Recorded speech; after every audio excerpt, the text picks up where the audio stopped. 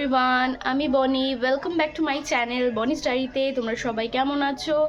I hope সবাই খুব ভালো আছো। আমিও বেশ আছি। তোমার ডায়ের নতুন আরও একটা পেজে তোমাদের আরও একবার ওয়েলকাম আর অনেক অনেক ভালোবাসা।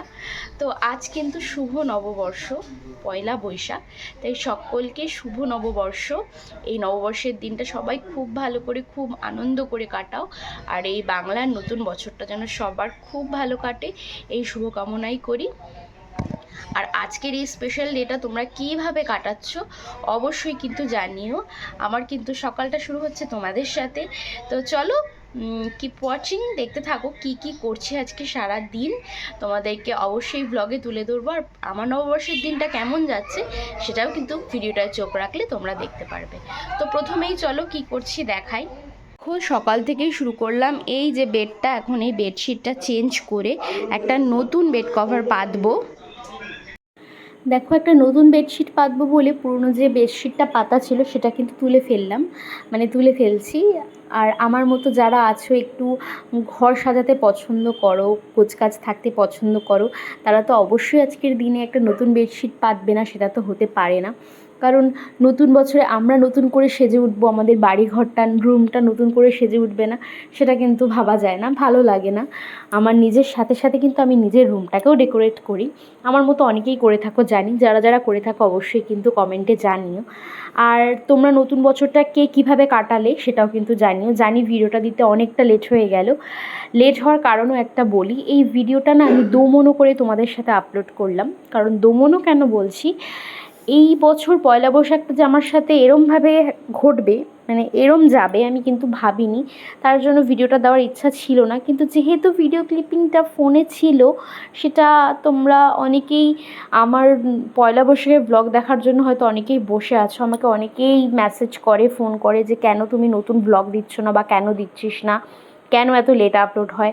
প্রথমত লেট আপলোড হয় পাপানের জন্য। পাপান এখন ভীষণ দুষ্ট হয়ে গেছে। ওকে সারাদিন সামলে, সংসার সামলে আমি জাস্ট পেরে উঠছি না। কিন্তু আশা করি আগামী দিনে হয়তো পাপান একটু বড় হলে রেগুলার ব্লগ দিতে পারবো। তোমরাও আশীর্বাদ করো যারা আমার ব্লগ দেখতে ভালোবাসো। আর সেরকম ভিউয়ার্স বা ফলোয়ার্স বাড়ছে না বলেও কিন্তু একদিক দিয়ে মনটা খারাপ। ওর জন্য ভিডিও আপলোড থেকে বেরিয়ে যাচ্ছে, আস্তে আস্তে মনটা নষ্ট হয়ে যাচ্ছে। কিন্তু যাই হোক, 2জন 3জন 50 জন 200 জন হলেও তো ভিডিওটা দেখছে, তাদের জন্যই কিন্তু আমি ভিডিওটা আপলোড করলাম। যাই হোক, কেন বললাম আজকের বছরটা আমার খারাপ গেছে। সারা দিনটা কিন্তু বেশ ভালোই কেটেছে। ভাবিনি আজকের দিনটা, এখনও পর্যন্ত ভাবতে পারছিলাম না যে এরম ঘটবে। হঠাৎ করেই কিন্তু বিকেলবেলা পাপানের ভীষণ জ্বর আসে। দুপুর দিকে শেষ হতে না হতেই ভীষণ জ্বর আসে। আমরা অবাক হয়ে যাই, সুস্থ ছেলে হঠাৎ করে এত জ্বর। ভাবলে যেন কেমন লাগছিল যে আমার এই বছরের প্রথম দিনটা সেলিব্রেট করব, কিভাবে সাজবো গুজবো সব কিন্তু প্ল্যানিং করে রেখেছিলাম, সব ভেস্তে গেল। আর বছরকার দিনে বাড়ির বাচ্চাদের শরীর খারাপ হলে দেখবে মনটাই জাস্ট ভালো লাগে না। যাই হোক, দেখো আমি রুমে কিন্তু বেডশিটটা চেঞ্জ করে নিয়ে, রুমের সব জিনিসগুলো পরিষ্কার করে নিয়ে একটু রুমটাকে একটু পরিপাটি করে গুছিয়ে নিচ্ছিলাম। প্রত্যেক দিনই আমি করে থাকি। যাই হোক, দেখো ফাইনাল লুক আমার বেডে বেডশিটটা পাতার পরে বেডটা কেমন লাগছে অবশ্যই কিন্তু জানিও। আর এই বেডশিটটা কিন্তু আমি মিশো থেকে নিয়েছি। পাতার পর তো খুব সুন্দর লাগছিল, কিন্তু অনেস্টলি রিভিউ একটা বেডশিটের, একবার জাস্ট ওয়ান ওয়াশেই কিন্তু একদম লাইট হয়ে গেছে কালারটা। যাই হোক, দেখো পুরো রুমটা আমার আজকে সাজানোটা কেমন লাগছে, আমার নতুন বছরের রুমটা নতুনভাবে কেমন লাগছে তোমাদের কাছে অবশ্যই কিন্তু জানিও। যাই হোক, আমি রুমটাকে একটু এলোমেলো করে রেখেছি, জিনিসপত্র একভাবে রাখিনি। আমি আমার রুমের দুটো ডোর থেকে আমার রুমটা তোমাদেরকে একবার দেখিয়ে দিলাম। যাই হোক, সকাল সকাল দেখো শুরু করলাম আখের জুস দিয়ে, বাঙালি ফলের জুস দিয়ে সকালটা শুরু করলাম। যাই হোক, জুস টুস খেয়ে পাপানকে খাইয়ে দাইয়ে নিয়ে কিন্তু চলে এলাম রান্নাঘরে। সকালের রান্না করব, দুপুরের লাঞ্চ করব। বাড়িতে অতিথি এসেছে, পাপানের পিসে মশাই আর মিষ্টু তো অনেক দিন যাবৎ ছিলই, বেশ 15-20 দিন মতো ছিল।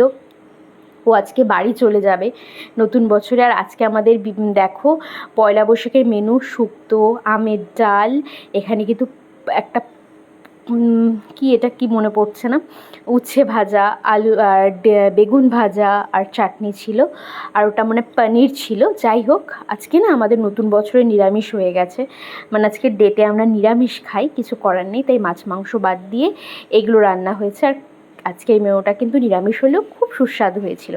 যাই হোক, নতুন বছরে দেখো কাদের আনাগোনা, পাপান তো এদেরকে দেখে খুব আনন্দ পেয়েছে। আর দেখো কতগুলো হনুমান আমাদের বাড়ির পাঁচিলে এসে বসেছে, ছাদে উঠেছিল। যাই হোক, পাপান এদের দেখে খুব এনজয় করছিল। এখনও পর্যন্ত কিন্তু আমার পাপান আনন্দ করছে, সুস্থ ছিল, এখনও পর্যন্ত কিন্তু পাপানের শরীর খারাপ হয়নি। এবার আমরা যখন খেয়ে দিয়ে ঘুমোতে গেছিলাম তখনই শরীর খারাপ। এই যে এখন দেখো মিষ্টু রেডি শেডি হয়ে বাড়ি চলে যাচ্ছে।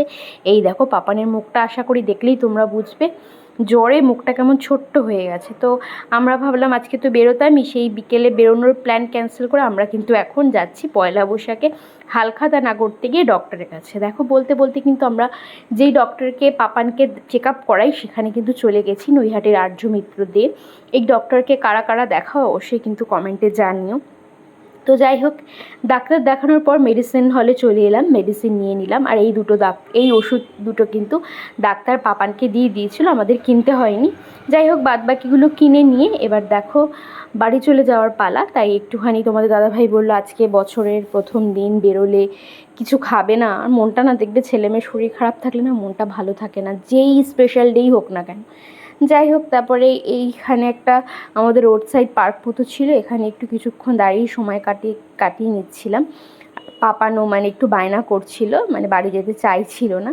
তো তারপরে এখানেই ফুচকা বসেছিল, ওখান থেকে আমি দুটো ফুচকা খেয়ে নিলাম।